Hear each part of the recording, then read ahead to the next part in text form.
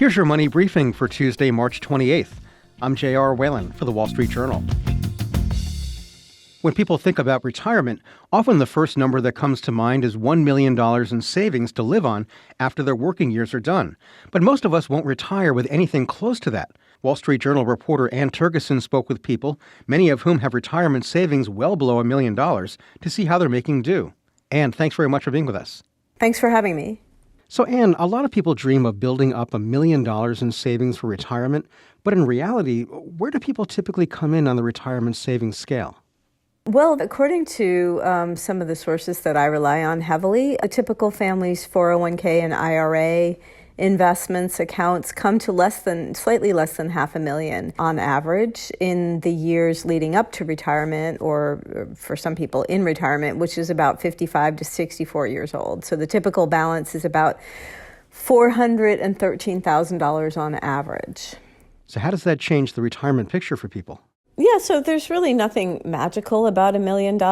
I mean, people have different lifestyles. People spend more, people spend less. $1 million can be insufficient for somebody who spends a lot. It can be more than enough for someone who doesn't spend much. All things considered, the less that you save, the more at risk you're going to be if a situation comes along that is like an unforeseen economic shock or a setback in life. For example, maybe an unforeseen health issue that requires you to spend a lot of money on a home health aid or something. It's going to be a much harder blow to absorb the less money that you have to save. And I think also people who save less are probably a little bit more at risk to worrying about outliving their money. Yeah, and who wouldn't want to have $1 million when they're set to retire, right? But having less than $1 million, far less than that, is more in line with the rest of us. And you and your reporting team, you spoke with people with savings in that range, less than $1 million. Tell us about how they're getting by. I felt like they all have really, really interesting stories. They have very interesting lives, very fulfilling lives. And I think that they're all getting by really pretty well. I mean, I need to emphasize that when we focus on less than $1 million in savings, and we include both 401k, IRA, and pension wealth in that savings number, but we don't include Social Security. And all these people have Social Security as well. So that's an additional source of income that people have. In some cases, they have home equity. In some cases, they don't. So, when we look at savings, we're just looking at one slice of what people have, a very important slice. But Social Security is a very important source of income for people.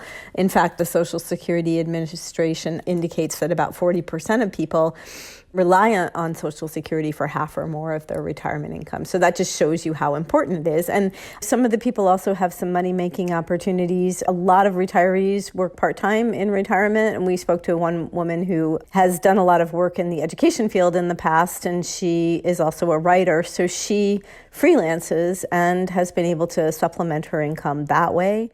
So what's the lesson here if your savings are not at that magical $1 million number? Well, one lesson I think is that Social Security is a really important source of retirement income and retirement wealth, really. And so people need to start thinking about it very carefully. There are strategies that you can use to maximize your Social Security, including working longer, delaying claiming. That can actually get you a pretty sizable increase in your monthly benefit. And for people who expect to live well into their 80s, it can be a very good move to try to maximize that income. And so for people who are still working and who might have anxiety about having enough when they do retire, what steps can they take now to ensure that their retirement savings will be big enough? Yeah, I think ways that you can do this are think about how much you're saving. And, in some cases, maybe you can afford to cut costs a little bit and save a little bit more. So that's always one strategy. Another strategy that came through from these interviews is to think about your asset allocation pretty carefully. And, we're sort of in a turbulent time now in the markets. So in some ways, it's a good test case. Are your assets allocated to stocks in a way that you're able to sleep at night? For some people, they may discover that they're very anxious and they're nervous. So it's important to have the right allocation of assets between stocks and bonds, because one person we spoke to found that in 2008, he had enough in stocks that it made him so nervous that he sold his stocks right after they went down, and he never really went back in the market. That was sort of a bit of a blow to his finances, because the market obviously did very well starting in 2009 and for several years after that. So You want to make sure that you can still participate in the stock market and get the upside of that, but without having too much exposure, which can cause people to then freak out and sell it all and then sit outside the market when the market's going through like a good period. So you have to be careful about that. Another great lesson I thought from another person was try not to get too preoccupied with the balance of your savings, right? Especially if it's on the lower side, it's probably making you nervous. If you're budgeting and you're being very careful about your spending, you're doing what you can do, right? So don't kind of sit glued to your computer and watch your balance go up and down every day. That's just going to make you very nervous. It's just nerve-wracking. Another lesson that came through was to ask for help when you feel like you need it. One couple relies on their son-in-law. He's a doctor, but he knows a lot about investing, and he's very helpful to them. And I think a trusted source for help is always a good thing to have on hand. And lastly, again, try to maximize your Social Security to the extent that you can. All right, that's Wall Street Journal retirement reporter Anne Tergesen. Anne, it's been terrific having you with us. Thanks for having me. And that's your Money Briefing.